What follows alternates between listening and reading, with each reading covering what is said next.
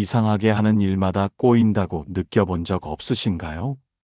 남들만큼, 아니 남들보다 더 애쓰며 살고 있는데 왜 나의 삶은 이토록 팍팍하기만 한 걸까? 저 사람은 나보다 노력도 덜하는 것 같은데 왜 항상 귀인이 나타나 돕고 위기의 순간에도 신기하게 빠져나가는 걸까? 이런 생각에 잠 못 이루며 밤을 뒤척여 본 적이 있다면 오늘 이야기에 잠시 귀를 기울여 보시기 바랍니다. 우리의 눈에는 보이지 않지만 분명히 우리 삶에 영향을 미치는 거대한 힘의 흐름이 있습니다. 어떤 사람은 그 흐름을 거슬러 헤엄치느라 평생을 허덕이고 어떤 사람은 그 흐름에 편안히 몸을 맡겨 순탄하게 나아갑니다. 수천 년 동안 우리의 선조들은 그 힘을 복이라 불렀습니다. 그리고 그 복의 가장 깊은 뿌리, 가장 근원적인 조상에서 찾았습니다. 조상이 남긴 복을 받는 사람들은 따로 있다.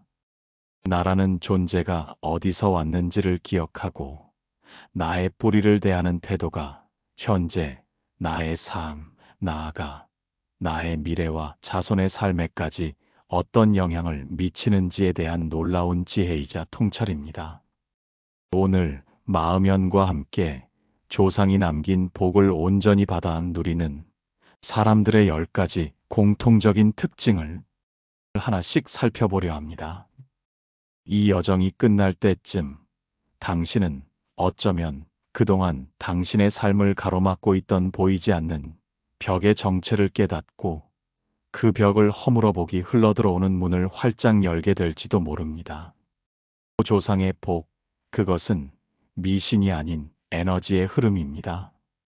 우리는 흔히 조상 복이라고 하면 돌아가신 할아버지가 꿈에 나타나 로또 번호를 알려주는 것 같은 신비하고 특별한 일을 떠올립니다. 물론 그런 일이 없다고 단정할 수는 없겠지요. 하지만 진짜 조상의 복은 그런 일회성의 행운이 아닙니다. 그것은 우리 삶의 저변에 잔잔히 흐르는 거대한 강물과 같습니다. 가뭄이 들어도 마르지 않는 샘물과도 같습니다. 예를 들어 볼까요? 유난히 인복이 많은 사람이 있습니다. 힘들 때마다 어디선가 귀인이 나타나 손을 내밀어 줍니다. 이것이 바로 조상이 쌓은 덕이 사람과의 좋은 인연으로 나타나는 것입니다.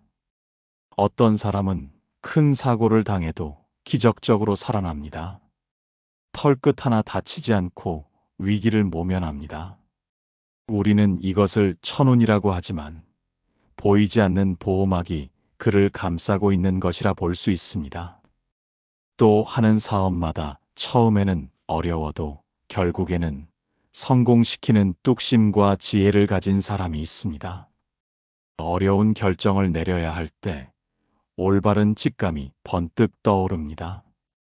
이 또한 조상의 지혜가 DNA를 통해 영적인 기운을 통해 후손에게 이어지는 것입니다. 이처럼 조상의 복은 신비한 현상이 아니라 선한 에너지의 대물림입니다.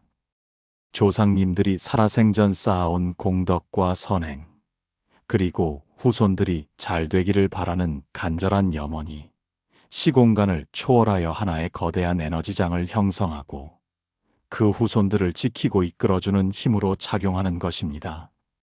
그렇다면 이 소중한 유산을 어떻게 하면 온전히 물려받을 수 있을까요?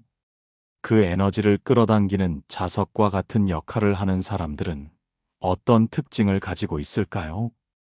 지금부터가 가장 중요한 이야기입니다.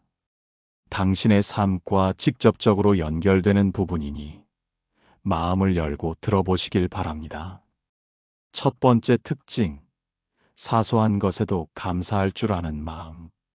조상의 복을 받는 사람들의 가장 첫 번째이자 근본적인 특징은 바로 감사하는 마음입니다. 그들은 아침에 눈을 뜨고 숨을 쉴 수 있다는 사실에 감사합니다. 길가에 핀 작은 들꽃 한 송이를 보고도 아름다움을 느끼며 감사합니다. 누군가 건네는 따뜻한 말 한마디에 진심으로 고마워할 줄 압니다. 왜 감사하는 마음이 중요할까요?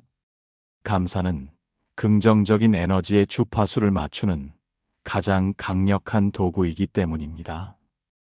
불평과 불만으로 가득 찬 마음은 마치 쓰레기가 가득한 집과 같습니다. 그런 곳에는 귀한 손님이 찾아올 수 없겠지요.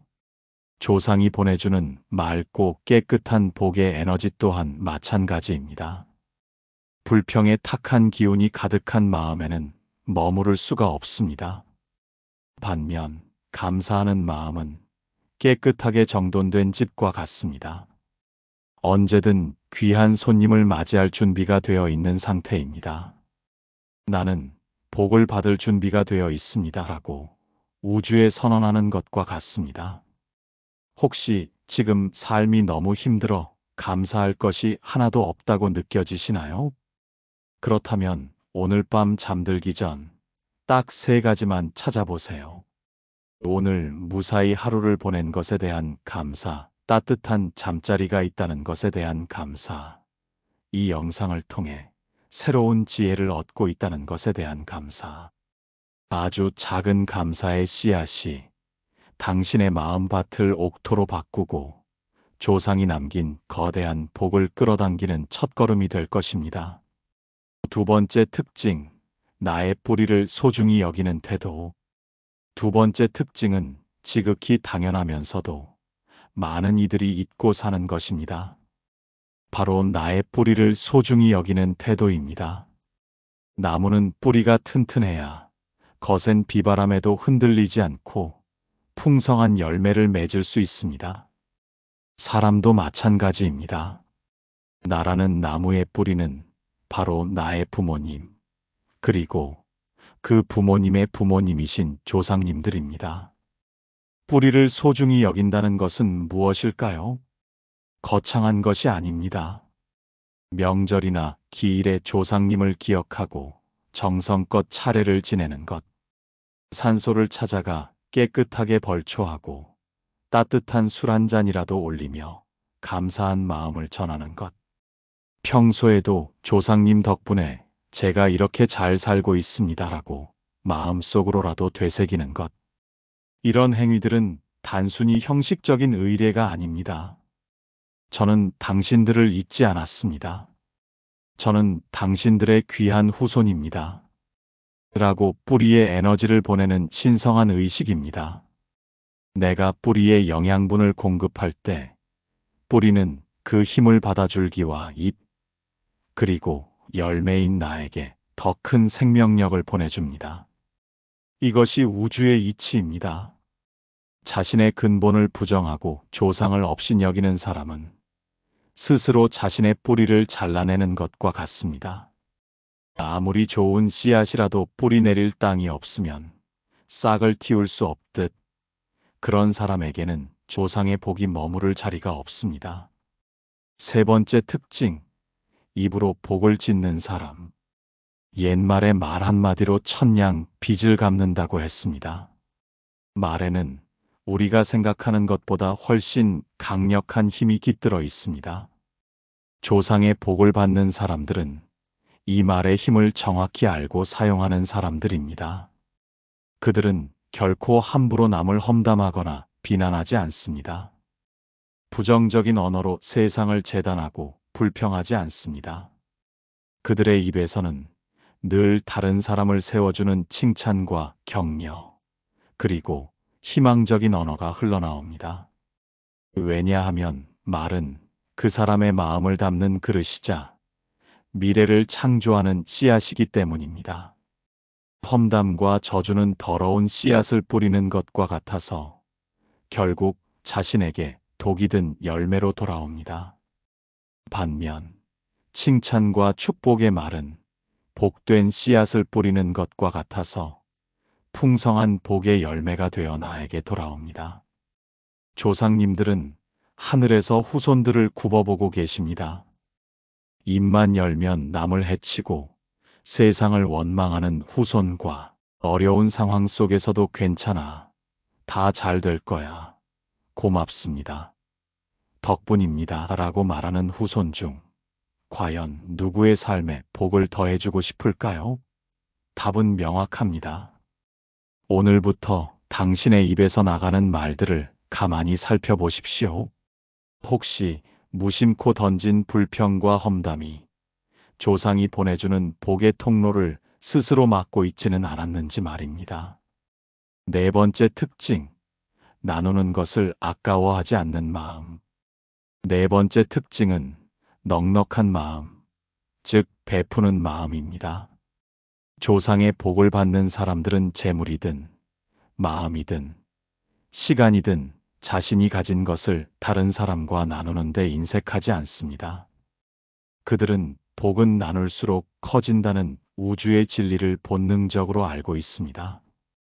고여있는 물은 썩기 마련이지만 흐르는 물은 언제나 맑고 깨끗하게 유지되는 것과 같은 이치입니다. 내가 가진 것을 움켜쥐고만 있으면 그 에너지는 정체되고 맙니다. 하지만 내가 가진 것을 다른 사람을 위해 흘려보낼 때 우주는 그 비어있는 공간을 채우기 위해 더 큰 복을 보내줍니다. 이것이 바로 진공묘유의 법칙입니다. 조상님들이 보시기에 어렵게 모은 재산을 자기 자신만을 위해 쌓아두는 후손과 비록 가진 것은 많지 않아도 더 어려운 이웃을 위해 쌀 한 줌이라도 나누는 후손이 있다면 누구를 더 기특하게 여길까요? 그래, 내 저 녀석에게는 더 큰 복을 내려주어 더 많은 사람을 돕게 해야겠다 하는 마음이 들지 않겠습니까? 나눔은 꼭 물질적인 것만을 의미하지 않습니다. 따뜻한 미소, 친절한 말 한마디, 다른 사람의 이야기를 진심으로 들어주는 것 또한 훌륭한 나눔입니다. 작은 나눔이 조상이 내려주는 큰 복을 담는 그릇을 넓히는 가장 확실한 방법입니다. 다섯 번째 특징, 얼굴에 온화함과 미소가 있는 사람. 복을 한자로 쓰면 복입니다. 이 글자는 보일시, 변에 가득 찰 복자가 합쳐진 글자입니다. 즉, 복은 드러나고 보여지는 것입니다. 그렇다면 복이 가장 먼저 드러나는 곳은 어디일까요? 바로 얼굴입니다. 조상의 복을 받는 사람들은 하나같이 관상이 좋습니다. 여기서 말하는 관상은 단순히 이목구비가 잘생기고 예쁜 것을 의미하는 것이 아닙니다. 그 사람의 얼굴에 깃든 기운, 즉 인상을 말하는 것입니다. 그들의 얼굴에는 편안함과 온화함이 깃들어 있습니다. 늘 무언가에 쫓기는 듯한 조급함이나 세상을 향한 날카로운 경계심 대신 부드러운 눈빛과 잔잔한 미소가 머물러 있습니다. 웃는 얼굴에 침 못 뱉는다는 말처럼 미소와 온화함은 다른 사람의 호감을 사고 좋은 인연을 끌어당기는 가장 강력한 자력입니다. 이러한 표정은 하루아침에 만들어지지 않습니다. 앞서 말한 감사하는 마음, 긍정적인 말, 베푸는 마음이 오랜 시간 쌓이고 쌓여 그 사람의 내면을 바꾸고 그것이 얼굴에 자연스럽게 드러나는 것입니다. 조상의 맑은 기운도 찡그리고 환한 얼굴보다는 밝고 평화로운 얼굴에 머무르고 싶어 하지 않을까요? 거울을 보고 당신의 표정을 한번 살펴보십시오. 혹시 미간에 깊은 주름이 패여 있지는 않으신가요? 입꼬리가 축 처져 있지는 않으신가요?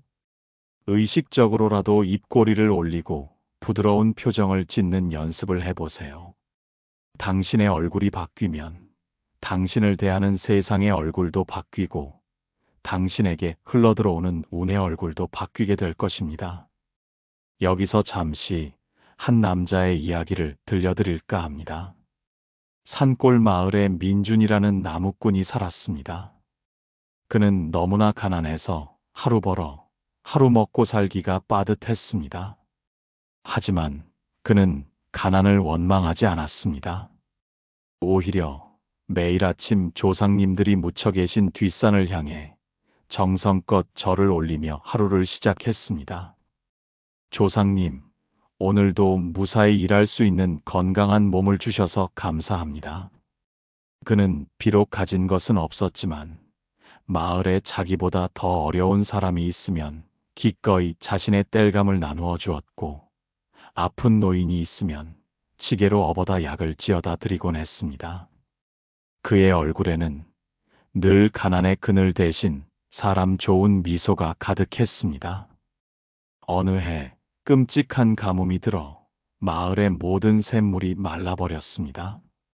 사람들은 이제 다 굶어 죽게 생겼다며 절망에 빠졌습니다. 그날 밤 시름에 잠겨 잠이 든 민준 씨의 꿈에 백발의 할아버지가 나타났습니다. 얘야, 내가 너의 착한 마음씨에 감동하였노라. 내일 아침 내가 늘 절을 하던 뒷산 바위 아래를 파보거라. 다음 날 아침 민준 씨는 반신반의하며 꿈에서 본 바위 아래를 파기 시작했습니다. 그러자 이게 웬일입니까? 땅 속에서 맑고 시원한 샘물이 콸콸 솟아나기 시작했습니다. 그 샘물 덕분에 민준 씨는 물론 온 마을 사람들이 가뭄을 이겨낼 수 있었습니다. 사람들은 모두 민준 씨가 조상의 복을 받아 기적을 만들었다고 칭송했습니다. 이 이야기는 우리에게 무엇을 말해줄까요? 민준 씨의 기적은 어느 날 갑자기 일어난 행운이 아니었습니다. 그가 매일 아침 뿌리에 감사하고 이웃에게 나누고 긍정적인 마음과 미소를 잃지 않았던 그 모든 선한 에너지가 쌓이고 쌓여 가장 절실한 순간에 샘물이라는 기적의 형태로 나타난 것입니다. 조상의 복은 이처럼 우리가 매일 쌓아가는 삶의 태도에 대한 가장 정직한 응답입니다. 여섯 번째 특징, 집안을 정갈하게 유지하는 습관. 여섯 번째 특징은 의외로 많은 분들이 간과하는 것입니다. 바로 자신이 머무는 공간을 깨끗하게 유지하는 습관입니다. 집은 우리의 몸과 마음이 쉬는 가장 중요한 공간이자 운이 들어오는 통로입니다. 그런데 만약 현관이 어지럽고 집안 곳곳에 먼지가 쌓여 있으며 쓰지 않는 물건들로 가득 차 있다면 어떻게 될까요?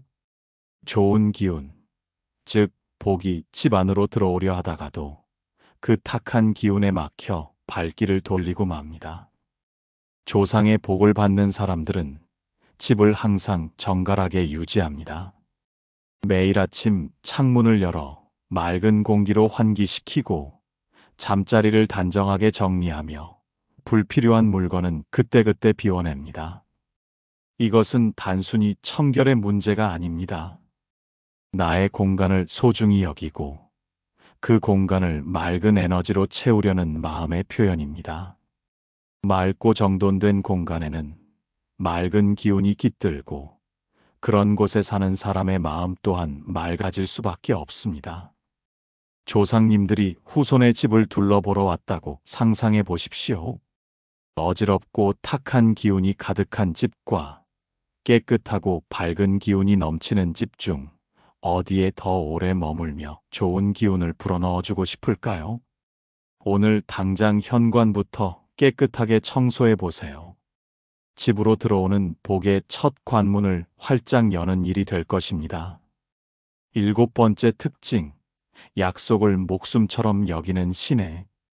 일곱 번째 특징은 신의가 있는 사람이라는 점입니다. 그들은 한 번 뱉은 말은 반드시 지키며 다른 사람과의 약속을 가볍게 여기지 않습니다. 작은 약속이든 큰 약속이든 그 무게를 동일하게 생각하고 그것을 지키기 위해 최선을 다합니다. 신의는 사람과 사람 사이의 관계를 튼튼하게 엮어주는 가장 중요한 밧줄입니다. 약속을 잘 지키는 사람은 주변 사람들로부터 저 사람은 믿을 수 있는 사람이라는 신뢰를 얻게 되고 이 신뢰는 곧 그 사람의 가장 큰 자산이 됩니다. 어려운 일이 생겼을 때 사람들이 기꺼이 그를 돕는 이유도 바로 이 신뢰 때문입니다. 하늘의 이치도 마찬가지입니다. 작은 약속도 소중히 여기는 사람을 보며 하늘은 저 사람은 더 큰 복을 맡겨도 그것을 잘 감당하고 지켜낼 수 있겠구나 하고 생각하게 됩니다. 반면 늘 말을 바꾸고 약속을 헌신짝처럼 버리는 사람은 하늘로부터 그 어떤 신뢰도 얻을 수 없습니다. 조상의 복 또한 신뢰를 바탕으로 내려옵니다. 성실하고 믿음직한 후손에게 더 큰 복을 맡기고 싶은 것은 당연한 이치입니다. 사람과의 약속을 지키는 것이 곧 하늘과의 약속을 지키는 것이며 조상의 복을 받을 자격을 스스로 증명하는 길입니다. 8번째 특징, 살아있는 생명을 귀하게 여기는 마음. 8번째 특징은 자비심, 즉 살아있는 모든 생명을 귀하게 여기는 마음입니다. 조상의 복을 받는 사람들은 비단 사람에게만 친절한 것이 아닙니다. 길을 가는 작은 개미 한 마리, 힘없이 울고 있는 길고양이, 시들어가는 화초에 이르기까지 모든 생명에게 연민의 마음을 가집니다. 모든 생명을 존중하는 마음은 나의 생명 또한 존중받게 되는 결과를 낳습니다. 이것은 내가 뿌린 대로 거둔다는 인과응보의 법칙과도 연결됩니다. 내가 다른 생명에게 고통을 주면 그 고통의 에너지는 언젠가 반드시 나에게 돌아옵니다. 반대로 내가 다른 생명을 구하고 보살피면 그 선한 에너지는 내가 위기에 처했을 때 나를 구해주는 힘으로 작용합니다. 조상님들의 눈에는 세상 모든 만물이 연결되어 보일 것입니다. 미물이라 하여 함부로 생명을 해치는 후손과 작은 생명 하나도 소중히 여기는 후손의 마음 그릇 크기는 비교할 수 없을 것입니다. 더 큰 자비심을 가진 후손에게 더 큰 복을 내려주고 싶은 것이 인지상정 아닐까요? 생명을 존중하는 마음은 내 안에 잠들어 있는 가장 신성한 자비심을 깨우고 조상의 가호와 연결되는 신성한 통로입니다. 9번째 특징, 부모에게 효도하는 자녀. 9번째 특징은 어쩌면 가장 중요하고 근본적인 것일지도 모릅니다. 바로 부모에게 효도하는 것입니다. 부모는 살아있는 조상이자 보이는 부처님입니다. 나를 이 세상에 있게 해준 가장 가까운 뿌리인 부모를 공경하지 않으면서 보이지 않는 먼 조상에게 복을 구하는 것은 어불성설입니다. 나무에 비유하자면 땅 위로 드러난 가장 굵은 뿌리는 돌보지 않으면서 땅속 깊이 보이지도 않는 잔뿌리에만 물을 주려는 것과 같습니다. 효도는 결코 거창한 것이 아닙니다. 자주 안부 전화를 드리고 따뜻한 말 한마디를 건네며 작은 선물이라도 챙겨드리는 마음. 부모님의 말씀을 경청하고 그분들의 마음을 편안하게 해드리려는 노력. 이 모든 것이 효도의 실천입니다. 부모에게 효도하는 사람을 보면 조상님들은 어떤 마음이 들까요? 그래, 저 녀석은 근본을 아는 녀석이구나. 내 부모를 저리 귀하게 모시니 나의 제사 또한 정성껏 모시겠구나 하며 마음을 놓으실 겁니다. 부모를 기쁘게 하는 것이 곧 조상을 기쁘게 하는 길이며 하늘의 복을 받는 가장 빠른 지름길입니다. 효도하는 자식은 절대 망하지 않는다는 옛말은 수천 년의 경험이 녹아있는 진리입니다. 10번째 특징, 늘 배우고 성장하려는 자세. 마지막 10번째 특징은 끊임없이 배우고 성장하려는 겸손한 자세입니다. 조상의 복을 받는 사람들은 결코 현실에 안주하지 않습니다. 그들은 나이가 들어서도 책을 읽고 새로운 것을 배우며 자신의 부족함을 인정하고 더 나은 사람이 되기 위해 노력합니다. 이러한 자세는 나는 이만큼 이뤘으니 됐다는 교만한 마음과 정반대에 있습니다. 겸손한 마음은 언제나 더 큰 지혜와 복을 받아들일 공간을 만듭니다. 반면 교만한 마음은 스스로를 가득 채워 더 이상 아무것도 들어올 수 없게 만듭니다. 조상님들이 보시기에 한 번의 성공에 취해 나태하게 사는 후손과 늘 자신을 낮추고 더 나은 삶을 위해 정진하는 후손 중 누구를 더 응원하고 싶을까요? 끊임없이 노력하는 후손을 보며 그래, 저 녀석은 더 큰 복을 주어도 교만하지 않고 그 복을 더 가치 있게 쓸 수 있겠구나 하고 더 큰 기회를 열어주고 싶을 것입니다. 배움과 성장을 멈추지 않는 자세는 나 자신을 위한 가장 큰 투자이자 조상님들께 드릴 수 있는 최고의 효도이며 계속해서 복이 흘러들어오게 만드는 마르지 않는 샘을 파는 것과 같습니다. 당신의 삶에 복이 흐르게 하는 법. 오늘 우리는 조상이 남긴 복을 받는 사람들의 10가지 특징에 대해 알아보았습니다. 이 10가지는 흩어져 있는 각각의 덕목이 아닙니다. 서로가 서로에게 연결되어 선한 에너지의 순환을 만들어내는 하나의 유기체와 같습니다. 이 모든 이야기의 핵심은 결국 하나로 통합니다. 조상의 복은 특별한 사람에게만 주어지는 신비한 선물이 아니라 올바른 삶의 태도를 가진 사람에게 자연스럽게 흘러들어오는 에너지의 흐름이라는 것입니다. 오늘부터 이 10가지 특징 중 단 하나라도 좋습니다. 당신의 삶에서 꾸준히 실천해 보십시오. 그 작은 날갯짓이 당신의 삶에 막혀있던 운의 물꼬를 트는 거대한 태풍의 시작이 될 것입니다. 당신이 변하면 당신을 둘러싼 세상이 변하기 시작할 것입니다. 그리고 보이지 않는 조상님들의 따뜻한 응원과 가호가 언제나 당신의 삶과 함께하고 있음을 분명히 느끼게 될 것입니다. 마음연 채널은 언제나 이곳에서 당신의 삶의 선한 에너지와 복이 가득 흐르기를 발언하겠습니다. 당신의 귀한 삶을 응원합니다. 구독과 좋아요로 마음연을 응원해 주세요. 감사합니다.